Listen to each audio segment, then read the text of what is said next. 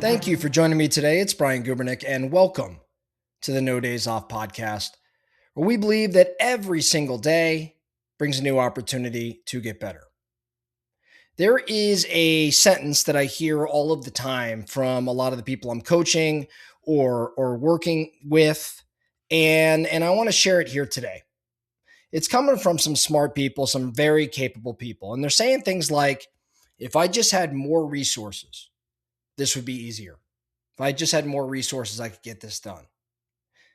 Fill in the blank. Maybe it's more people, more money, more time, more leverage. I don't know. It all sounds logical. It actually sounds like fairly responsible thinking, but it's usually wrong. Most meaningful growth, at least in my experience, doesn't happen when the constraints disappear. It happens when people stop treating constraints like excuses and instead start using those same constraints as tools.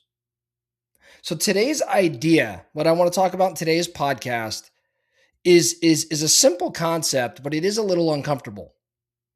And the concept is that constraints don't block progress. They actually shape better strategy. So let's start by aligning on what we want to call a constraint. I'm going to say a constraint is anything that feels limiting at all. Anything that feels limiting at all. Maybe it's a tight budget or a smaller team, maybe a competitive or crowded market, maybe small margin for error. Maybe it's no brand recognition. I mean, we could go on and on and on. But a constraint for today's purposes is anything that feels limiting. Now, when people face constraints, most people respond by actually shrinking the goal. So they say, if the constraint is a small team and they set this big goal, well, rather than solve for the small team, they'll actually just make their goals smaller to fit within that constraint that is the small team. While most people respond by shrinking the goal, I think the highest performers do the opposite. In other words, they keep the ambition really high and they let the constraint force not smaller thinking, but smarter thinking. They don't ask things like, how do we remove the constraint? Instead, they ask, how do we win because of it? And I think that very question is the difference between stagnation and momentum in a lot of cases. Let's take a look at a company like Southwest Airlines. Now, when Southwest launched in Texas years and years and years ago by Herb Kelleher, they were massively constrained. They had no capital. They had smaller planes, and they really did not have the ability to compete on luxury or international routes. Now, they could have tried to imitate big airlines, but instead they leaned into the constraint. So what did they do? They looked at their limited capital and their smaller planes and their lower count in planes as well, so they couldn't run as many routes as others. And what they did instead was come up with a system like no assigned seating, no meals, no frills. And as a result, they had faster turnaround times, substantially faster turnaround times, 10 minutes where most were an hour plus. And they focused on short haul, higher frequency routes, and they carved out a niche. So what looked like a disadvantage became their identity. The constraint forced them to focus. The focus created more efficiency. And the efficiency is what led to Southwest having massive profits for years and years and years. They didn't succeed despite limitations. They actually succeeded because they accepted those limitations and they designed around them.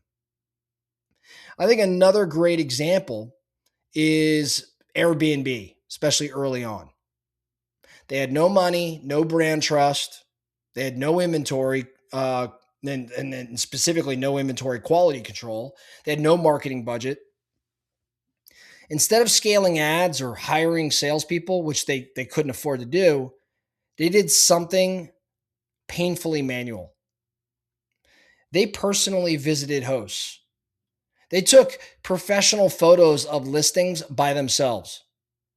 They improved the experience one Airbnb, one home at a time. That constraint forced obsession for them with quality and with trust. And as a result, they had better listings. Better listings got better reviews. Better reviews led to organic growth. Now, they didn't scale fast, they scaled right. And I think that foundation is why the platform that is Airbnb exploded down the road as it did. Now, when you think around constraints, ultimately, I think they improve your thinking. They do really three critical things. Number one, they kill lazy solutions. You can't throw money or headcount at the problem, so you have to think. So they kill lazy solutions. Number two, they expose a lot of false assumptions. We can't do this without X is usually untested. It's usually just something made up. Constraints force proof. They eliminate opinion. And then number three, when you think around constraints improving your thinking, constraints create differentiation. When you can't be everything, you must be something specific. And that sort of specificity wins. When you have unlimited options, you could dilute focus. The constraints really start to sharpen it. Now, where does this show up for us outside of business? Also show up for us in real life? Because it's not always just about business. I think parents with limited time have to become intentional. There's the constraint. Small teams communicate better than bloated ones, again, because of the constraint. Athletes with physical limitations, they develop a different degree of mental toughness that others can never even dream of. So constraints strip away the noise and reveal priorities. They don't make life easier, they make it clearer. I think the real danger then, having said all of this, isn't really in having constraints. It's doing one of these few things. It's treating them as permanent truths. It's letting them lower the standards. It's waiting for ideal conditions. But constraints have to shape how you pursue the goal, not whether you pursue it at all. So, your action item, if you want to apply this immediately, here's what I want you to do. Number one, I want you to write down your real constraint. Just write it down in a sentence. No excuses. Just write it down. Our constraint is, and fill in the blank. Then action number two, I want you to lock in the outcome first. I want you to ask, if this constraint didn't change, what outcome would still be worth chasing? So forget about the constraint. If this constraint didn't change, what outcome would still be worth chasing? So you're not shrinking the goal here. Then action item number three, I want you to ask a better question. Not how do I remove this constraint, but instead, how could this constraint become the reason we win? Now sit with that question longer than is maybe comfortable, because it's a really big one. How could this constraint become the reason we win? And then your final action item around this, remove one false assumption this week. Test something that you've labeled maybe non-negotiable. Most progress actually comes from subtraction, not addition. So test something that you maybe have labeled, hey, off the table or non-negotiable. Try it out. If you feel boxed in right now, I think that's a good thing, because this pressure creates precision. And again, these constraints are going to create some clarity. So don't wait for perfect conditions. Instead, design around the imperfect ones. I think that that's really the key here. And there is no wasted constraints as a result. That's all I have for you today, the No Days Off podcast. Thank you so much for listening. And remember, every single day brings a new opportunity to get better. So let's get after it.